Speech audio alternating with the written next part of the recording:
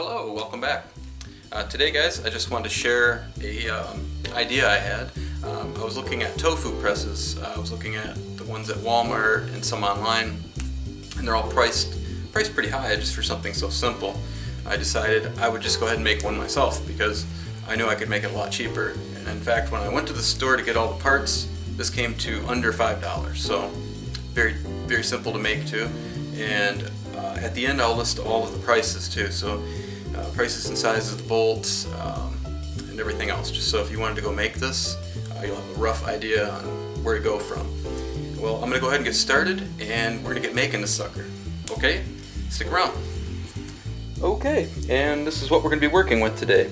I found some cheap little cutting boards at my local Walmart. These are about a 1/4 inch thick, about a hair shy of a 1/4 inch thick.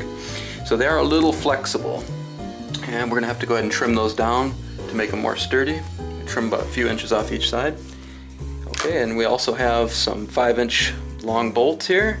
These are, I believe, a 1/4 inch diameter. We have some washers, some nuts, and some wing nuts. And I'm going to go ahead and show you guys the tools we'll be using. We have a Phillips head screwdriver. We have a razor knife, a pair of pliers, any kind will do, something to measure with, something to mark with, a pencil, and you will need a drill. Okay, and I'm going to go ahead and I'm going to trim these down. I'm going to take about 3 inches off of them because they're so flimsy. I'm going to get them more sturdy and clean them up a bit, get rid of the handle. So I'm going to be removing about 1.25 inches on this side and about 1 3/4 inches on this side. So we will end up with something that's roughly 8 by 8.5. Okay, now that I got everything measured, I'm going to go ahead and take off the ends of these, and I'm going to use my ruler.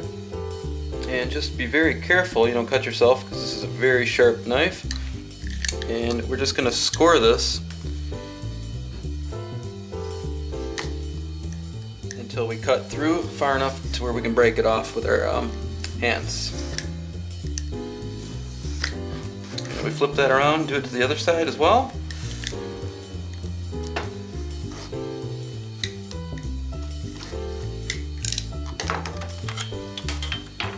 And it should snap right off there,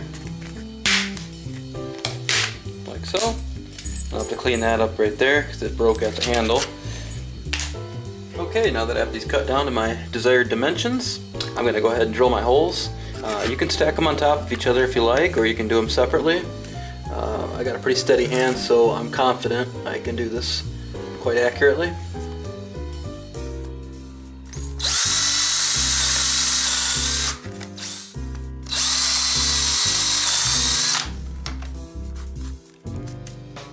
Okay, now we're ready for assembly.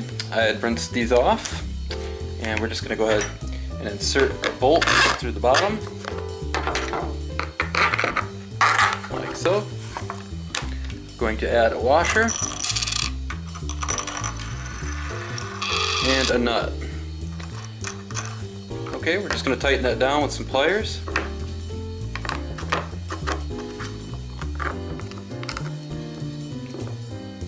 And just get that nice and snug.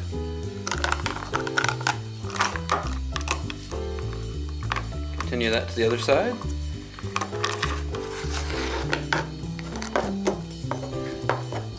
Okay, once you have those nice and tight, you can add the top to it. And we're just going to be adding washers and our wing nuts. Okay, and I'm going to go get some tofu, and we'll see how this works.